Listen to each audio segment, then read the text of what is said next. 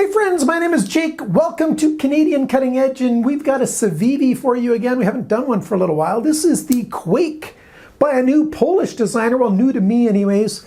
Rafael, I'm sure I'm butchering his first name, and his last name is just sort of beyond me, so sorry about that. You can find this knife in most stores. It's in Europe, it's all over the place. It's been out for a little while, not terribly long though, but it's been out for a while. It's a sort of a Japanese-inspired little folding knife, the KwaiQ. And yeah, it's got that Japanese theme all over it. To me, it looks like a sci-fi Japanese folder. Just the way they did the design on the G10 there.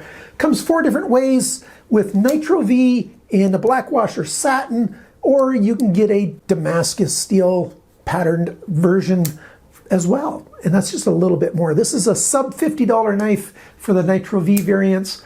So that's US dollars. It's also available in Canada. So yeah, get yourself one of these if you like what I have to say. If you don't like what I have to say and you still want it, get it then. I don't really care what you buy. I just care that you know what you're buying. So I'm going to give you all the details about this thing. I'll do a teardown, all that other stuff. And then you decide what you buy. It's your life. I'll just tell you about the knife. Stick around. Now, if my screen on my camera is any indication, this thing is looking a little more yellow-orangey than it is orange on the video. Typical orange color.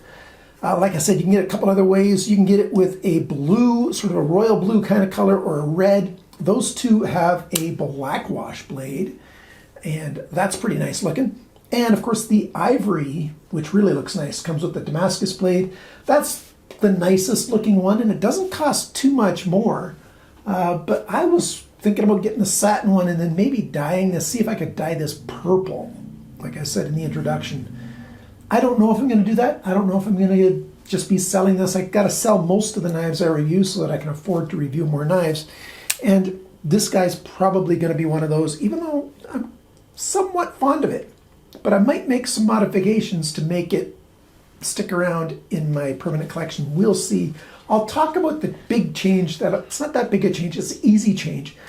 I'll talk about the modification I think this thing needs to get put into an EDC rotation kind of schedule. Otherwise, I don't know. It's more of a decorative thing to me. Just to me. We'll see. Anyhow, let's talk about this blade. Nitro V, like I said, it's not upswept. It sort of looks upswept because of the way they did the swedge there. It's a flat back. A lot of people call this a tanto. You know, I just don't call that a tanto. If you look in Japanese sword and knife history, they do have a knife called a tanto.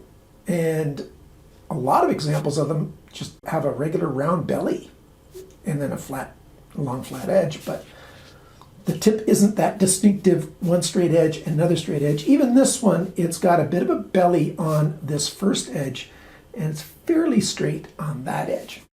No jimping on the spine of this thing, which is fine for this knife. I don't mind. It's a little bit dirty because I actually carried and used this thing a fair bit, and it's a good looking knife. In Civivi tradition, comes with very little badging. You've got the designer's logo right there where my thumbnail's pointing.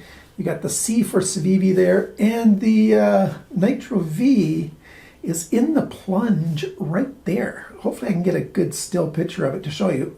That's well done. I like that. And it's not blackened or anything. It's just there for somebody who's looking for it to find it. So well done. Yeah, it comes in the typical Civivi pouch. It's got the green microfiber cloth. You get a sticker or two in there as well. And I'm not going to talk anymore about that pouch. Let's talk about the flipper on this thing. That's one of the things that's a little bit unique on this thing. There's the flipper tab. It's pretty tiny, and it's got very crisp edges. Now, as you can see, I cut myself occasionally. That cut is not from this knife. It's from a Tucson that I've been carrying and getting ready to review. Big, heavy budget Tucson knife.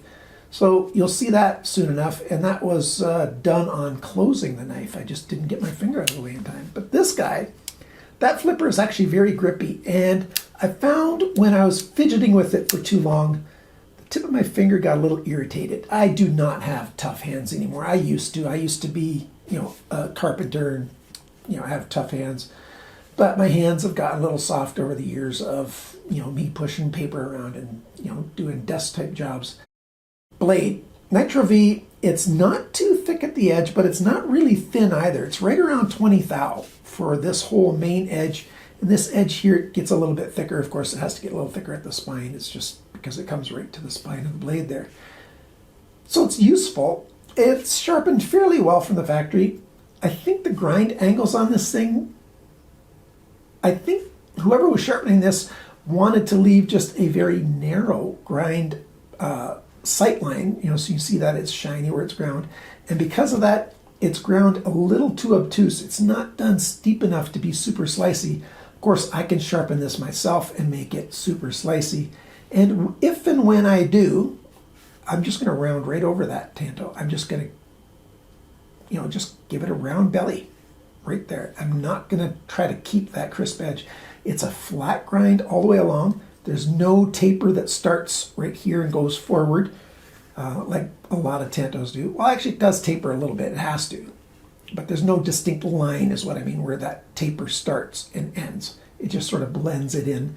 And because it just blends it in, I think I would just blend that in too. It's just my own personal style.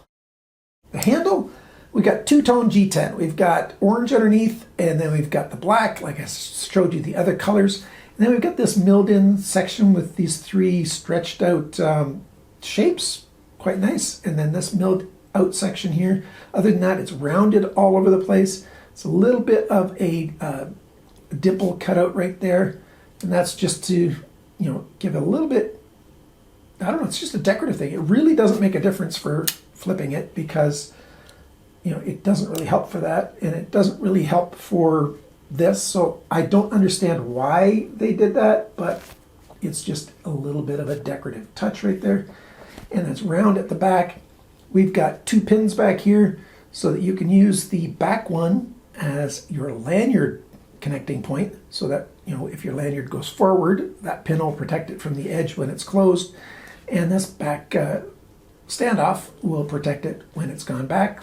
Nice touch. I like that. Very well done. One body screw here, one body screw there, and it's pretty decent. Pretty decent indeed. Very, very Civivi-esque. Typical Civivi pocket clip, deep carry. Let's just show that. There's my pair of pants that I'm wearing. No, I'm not wearing that. See, typical Civivi, climbs over, just nicely done. It's a good pocket clip. You've seen Civivi pocket clips for a long time, and if you haven't, there you go. It's a good pocket clip. Okay, I've repositioned my microphone. I'm sorry I didn't have it set up just right, so hopefully the sound has improved a little bit now. I don't want to re-record this whole thing because it's a busy week for me, a really busy week. Couple things that I don't really like all that much. I like knives that have a captured stop pin, but not when they're open in the front. Now this one's not so bad because it's not hard at all to get in there without taking anything apart. Get in there with an old used toothbrush and just sort of brush it out. That's easily done compared to a lot of open front knives. This one's okay that way. I do prefer it when the liners come all the way around this front edge and it's not just G10 sitting here, not because G10's weak or anything, just because it helps keep gunk and junk from getting into that mechanism. But you can even see the stop pin right there. And so that's when the knife is closed. And when it's open, the stop pin is right there. So totally exposed. I'm just not that fond of it. Although they'd probably have to make this whole thing a little bit bigger, or they'd have to put an even finer set of, they're ceramic, what's the word for ball bearings? Now, how did I lose that word in my brain? Yeah, the ball bearings, they're fairly small already, but I think it would have to be even smaller if they wanted to make this closed out front, or they just have to make the handle come out further. And yeah, it wouldn't have the right proportions. So I understand why they did it, and that's not that big a deal. Lockup, good. No blade play, side to side, up and down. I did find this pivot screw did come a little bit loose, and that's why now the alignment's a little bit off. And I can easily snug that back up again. And that's going to be, that's not a T6, that's a T6 there. Yeah, because it's got the big 6 on it. So the T6 has got the 6 on it. Where's my T8? There it is. There's my T8. So let's just snug this up a tiny bit. And yeah, see, that fixes the alignment without, affecting how well it deploys. So it's just going to need a little bit of my Vibratight VC3 to hold that pivot screw in place without Loctiting it in place. I don't like using actual genuine Loctite. I do like the lockup. At first I saw this and I'm going, oh no. That lockup, it's locking up on that tiny little point right there. There's just one little jimp sticking out there. It's locking up on that. That's going to wear down so quickly. No. It doesn't lock up on that point. It locks up right there on that shiny part right there, and I'll take it apart and show you that. That's good. It's just decent that way. Like I said, lockup's kind of nice and alignment's kind of nice. My beef for this, the thing that I would change on it, and thankfully they've made it possible to change it so easily, so easily. And I'm sure they went through iterations with the G10 milled down right here. Some of this finger choil sort of milled in there to get access to the lock release. Right now, it's a little tricky to get the lock bar to move over. I can get it, but I have to pay attention. Sometimes I can do it without a problem, but see, I'm pushing over, and while I'm pushing over, it's already come loose and come back. So you have to hold it in just the right spot and then use your finger to start to close it. I think if I would keep this and put it in rotation, I would take some of this G10 off. I would just sand it down, maybe use a nice fine round file. Yeah, it would change how it looks a little bit. It wouldn't look quite as clean on this side because it would have that little scoop there. But for actually using it, it would just be better that way. Can you imagine if your lockup was late, you're just not going to get in there unless you cut away on that G10. Yeah, not a big deal, but something you might want to think about, especially if you're looking for like a fidgety kind of toy. This is not a fidgety kind of knife with the access that you have there. All right, let's take this thing apart. These are going to be T6 screws, so they're quite well done. Very good tolerances, not a problem with those. Undo that screw, undo this screw. Whoop. See, there's no thread locker in there. You see that? And let's take this apart. There we go. There's the pocket clip still on there. There's the liner, no skeletonizing needed on there. And yeah, decent. Well done. Here's your tiny little ceramic ball bearings. Like that. Why is that word just gone from my brain? And it's 3, 6, 7, 8 ball bearings in there. Wouldn't have minded if they had a little more. There's room in there for more, but 8's the way it is. This side's got your skeletonizing on it. Oh, the balance point is still back here a ways. But yeah, it's not a big deal when it's such a light little knife. If you're not going to do any lanyards on here ever, you could take these pins out. And as Civivi has done for a long time, I think since they were made, it's a round pin, but it's not free spinning because there's a dimple in the head of the screw here for the pivot screw that engages with that little tooth right there, and that stops it from spinning. It does another thing. It keeps that C logo always straight. So, well made. I don't remember if I made it clear. That's a T8 on this side. The T6s are the shallow ones here on the pocket clip, done so that, your pants don't hang up on them. And of course, if you didn't see that little hole right there, the pocket clip is right and left. Very well done. I've used my Gunny Glide now to lubricate it, and the action's even smoother. It's just very smooth. The blade's too light to be super drop shutty, but hey, it's a light knife. Yeah, pretty decent in most ways. Let's do the measurements on this thing. The weight of this knife, 60 ounces, grams, 60 grams on this, which is 2.11 ounces.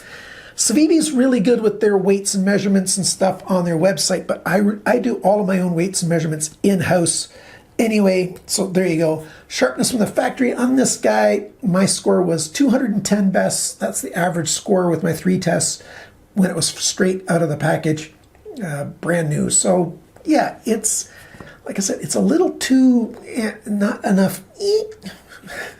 Those are technical sounds there. You gotta pay attention to those, make sure you pronounce them correctly. The cutting edge length from tip to the heel of the blade in a straight line, 72.6 millimeters, which is, what, 2.86 inches.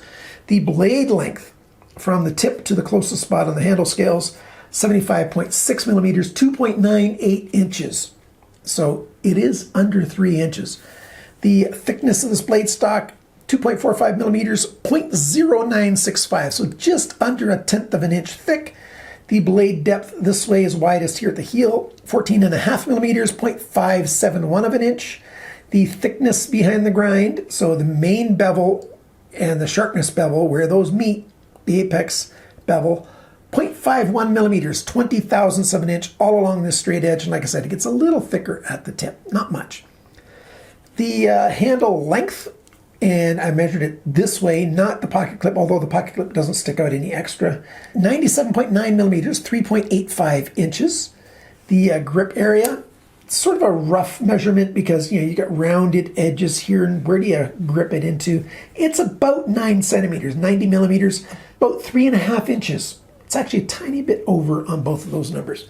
The thickness of the handle scales on the black, right here on the black G10, 11.5 millimeters, 0.452, so under half an inch there. And the handle depth and the depth when it's closed is the same measurement, because that's the biggest thing. So at the widest point right about here, 18.1 millimeters, 0.712 of an inch. So less than 3/4 of an inch of space it's taken up in your pocket. And the total length of this knife from tip to tail, right around 174 millimeters, which is 6.85 inches. Very nice. Just for a summarize, light, easy to carry, decent hand feel, good, decent action, good lockup, not so good access to the lock release. I wish there was better. I prefer this to be a cleaner line, but it's not that hard to get in there. And it locks up solid on there. This flipper is just a little bit too grippy to be a good fidget thing if you're a paper pusher kind of guy. Yeah, your fingers will just get irritated by that in a little while. But alignment and everything's really nice. You got your standard Civivi pocket clip, quite nice. It's got a cool look to it. And, 4 different ways of getting this thing. That's pretty plenty. Nitro V is a good steel. And, yeah. So, there you go. The KwaiQ. Do you have one? Are you going to get one? What do you think of it? Let me know in the comments below. Interacting with the comments really does help me out an awful lot. Hit that like or dislike button, whichever one you think. And the like and dislike is for the video, not for the knife. Don't hit dislike just because you don't like the knife. Well, if you did, you probably did that already, and you stopped watching quite a while ago. I'm just guessing. But look at that beauty. I like it. And my Polish friend, the designer of this thing, yeah, pretty good job. I hope to see more stuff from you. Rafał is, I think, how you say it. Yeah, pretty good designer. We'll see what else we get from that guy. Thanks for watching my video. Thanks for liking, sharing, commenting, and subscribing. Those things really do make a good, big difference, and I appreciate it an awful lot. And remember, friends, always cut towards your chum, not your thumb.